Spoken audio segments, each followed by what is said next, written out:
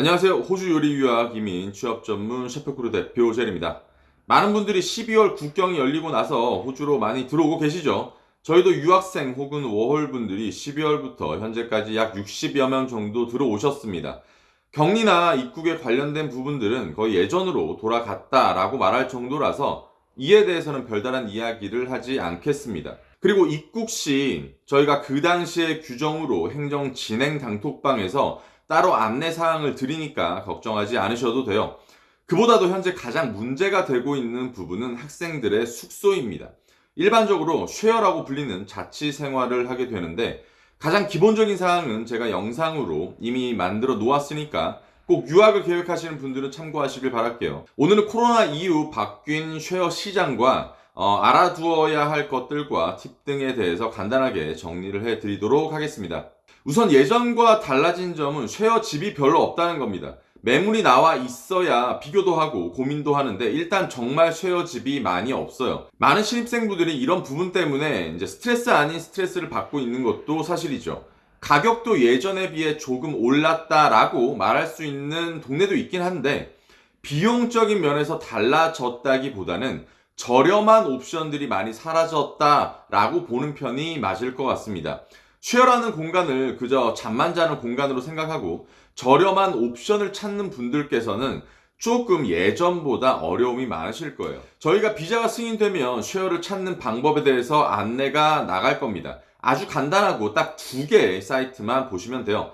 또한 셰프크루 장터라는 페이스북 페이지를 저희가 운영하고 있는데 쉐어 정보나 유니폼, 셰프 장비와 중고 물품 등의 거래를 할 수 있는 곳이니까 이쪽을 통해서 유학 전에 현지 재학생들에게 쉐어 정보를 먼저 물어보실 수도 있습니다. 꼭 활용하시길 바랄게요. 사실 쉐어라는 것이 가격과 위치에 따라서 환경과 퀄리티가 천차만별인데 호주로 첫 유학을 오신 분들 중에 쉐어 환경 때문에 스트레스를 받고 실망하고 집주인하고 싸우고 경찰 부르는 경우도 있었습니다.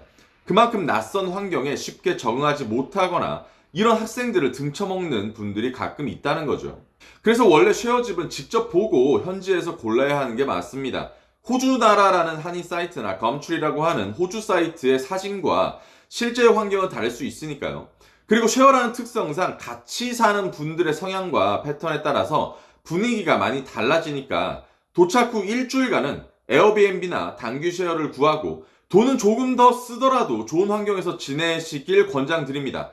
아직 적응도 안 되었고 계절과 날씨도 바뀌었고 장시간 비행으로 컨디션이 나빠지는 경우가 꽤 있는데 그래서 일주일 정도는 교통과 식음료 구매가 편한 시드니 시티, CBD라고도 하죠. 이런 중심가의 에어비앤비나 한인타운, 스트라스필드 쪽을 생각하셔서 머무시면서 저희가 안내 드린 것에 따라 쉐어를 찾기 시작하면 되실 것 같습니다. 쉐어를 찾기 위한 숙소는 앞서 설명을 드렸었고 환경은 직접 확인하실 거지만 위치는 어떻게 정해야 될까요? 대부분의 요리학교가 시드니 시티 혹은 CBD라는 중심에 있고 교통이 편리해서 어느 지역에 살던 딱히 상관은 없습니다. 초반에 살 집은 학교 근처 혹은 중심가가 좋다고는 생각합니다. 하지만 외곽 지역, 그러니까 지하철로 10분에서 15분 정도만 멀어져도 쉐어 가격이 싸지고 환경이 좋아지는 경우가 많아요. 그래서 간단하게 시드니 트레인 맵을 검색하셔서 역을 따라서 검색을 하셔도 되지만 중간중간에 작은 동네는 쉐어 정보가 거의 없을 거고 중심인 지역을 중심으로 검색을 하면 됩니다. 르꼬르동블루는 특이하게 외곽의 학교가 위치해 있어서 시티 혹은 이스트우드, 로즈, 스트라스필드 이런 곳까지 가셔도 돼요. 여기서 알아두셔야 될 거는 첫 번째 숙소는 크게 중요하지 않을 수가 있어요. 왜냐하면 여러분들이 대학을 입학하고는 바로 취업을 해야죠. 혹은 본인이 취업을 원할 때는 쉐어가 학교보다는 이 업장에 가까운 게 좋습니다. 좋은 기회가 와도 집이 멀어서 기회를 놓치는 경우도 덜어 있고 주방의 특성상 늦게 끝나는 곳들이 많아서 귀가 시간을 줄여야 쉬는 시간도 더 많겠죠. 그래서 도착하고 쉐어를 구하실 때 학교 근처 혹은 기차역이 가까운 곳이나 교통의 중심지로 우선적으로 찾아보시면 될 겁니다. 한국 같은 경우 지하철로 이렇게 1시간 이동은 정말 우습게 생각하시지만 시드니에서는 이 시간이 엄청난 시간이에요. 그래서 시티에서 멀어도 한 30분 반경 정도로 생각하시면 됩니다. 트립뷰라는 앱을 통해서 지하철 거리를 계산해 보실 수 있어요. 보통 2주 쉐어 비용을 디파짓으로 내고 2주 쉐어 비용을 지불하는 게 보통입니다. 미니멈 스테이는 2달 혹은 3달이고 쉐어를 들어가기 전에 꼭 기간과 디파짓을 돌려받는 방식에 대해서 확인하셔야 돼요. 또라이 같은 집주인 한번 잘못 만나면 무슨 핑계를 대서라도 디파짓을 돌려주지 않으려 할 겁니다. 그러면 저 부르세요. 경찰 대동에서 같이 동행해 드리거나 저희 쪽 변호사님께서 전화 주실 겁니다. 디파짓 같은 경우 별탈 없이 나가기 전에 2주 노티스를 주고 열쇠를 분실하지 않고 집에 아무런 데미지를 주지 않았으며 퇴실할 때 친구류 등을 깨끗하게 빨고 정리를 제대로 하는 상식적인 선에서의 계약이 선행되면 전혀 문제될 것도 없죠. 본인도 들어가서 첫날에 본인이 머무는 방이나 침대 혹은 가구 등등등의 사진을 아주 자세하게 찍어두세요. 나중에 덤탱이 안 쓰려면 명심하시길 바래요. 만약 급하게 나가게 될 경우 룸메이트 혹은 집안의 문제로 인해서 미니멈을 채우지 못했을 경우는 집주인과 상의를 해서 조율하시길 바랍니다.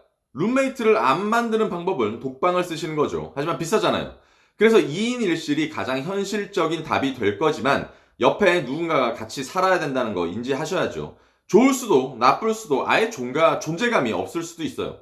초반 쉐어를 구하실 때 집주인에게 같이 사는 사람들이 학생들인지 워킹 홀리데이 학생들인지 한 번은 확인하시고 확실하게 하셔야 됩니다.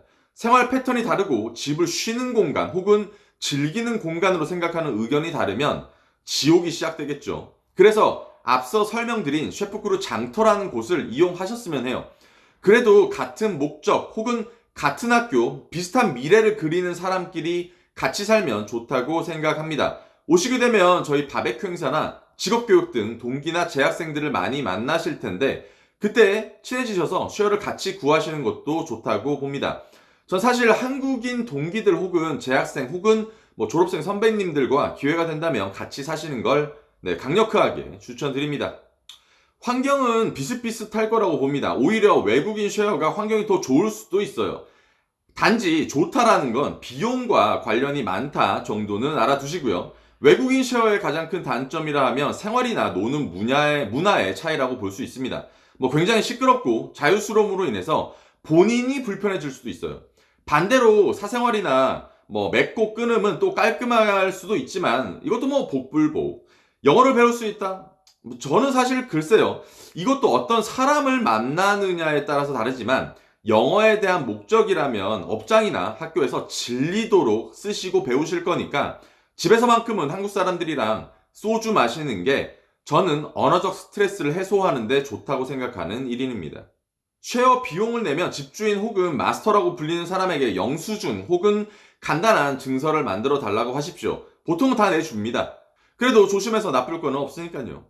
마음에 맞는 친구들이 3명에서 4명 이상 생겼거나 조금 호주 집에 대한 개념이 잡혀갈 때 이럴 거면 차라리 집을 렌트를 하는 걸 생각하게 돼요. 남 밑에서 모르는 사람들이 언제 올지 모르는 상황에서 우리끼리 사는 로망이 약간 스물스물 덮쳐옵니다. 렌트하는 거 괜찮습니다. 하지만 초반에는 절대 하지 마세요.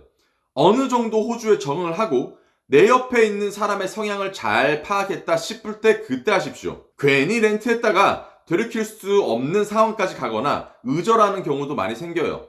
렌트 절대 안 돼요. 가끔 홈스테이 문의도 오는데 홈스테이는 보통 미성년자들이 많이 하고요. 성인 학생들도 하셔도 무방은 하지만 홈스테이 집이 일단 시티에서 굉장히 멀리 떨어진 경우가 많아서 출퇴근이 불편할 겁니다. 또한 학교를 다니면서 직장 생활을 해야 하는 요리 유학생들에게는 약간 사회생활에 도움이 되지 않아요. 거기다가 비싸기도 하고 늦게 와서 음식을 해먹거나 술 한잔하고 들어갈 때 약간 가정집으로 들어가는 게 조금 눈치가 보이죠. 웬만해서는 홈스테이보다는 쉐어가 좋다고 생각하는 1인입니다. 한인 사이트는 호주나라, 외국인 쉐어는 검트리를 많이 보는데 먼저 어떤 쉐어 집들이 있고 어떤 옵션들을 제공하고 위치와 가격 그리고 비교 등을 먼저 사전에 해보시길 바래요. 그래야 호주 현지에 도착해서 쉐어를 구할 때 조금 더 편하고 친숙하게 선택하실 수 있을 겁니다. 기본적으로 제공되는 물품이라든지 와이파이와 인터넷 사용 여부 등 필수적인 것들을 먼저 많이 확인을 하시고 수납의 양, 화장실이 몇 개이고 몇 명이 공용으로 쓰는지 성별이 섞여 있는지 아닌지, 뭐 개인 키를 제공하는지 등의 중요한 사항들은 꼭 체크를 하시길 바래요. 자, 오늘은 시드니 쉐어에 대해서 알아보았는데 많이 도움이 되셨나요? 잘 준비해서 시드니에서 뵙도록 하시죠. 그때까지 늘 건강하시고 체력 관리, 열정 관리 하시는 하루가 되셨길 바랍니다. 그럼 다음 영상으로 다시 찾아뵐게요. 안녕!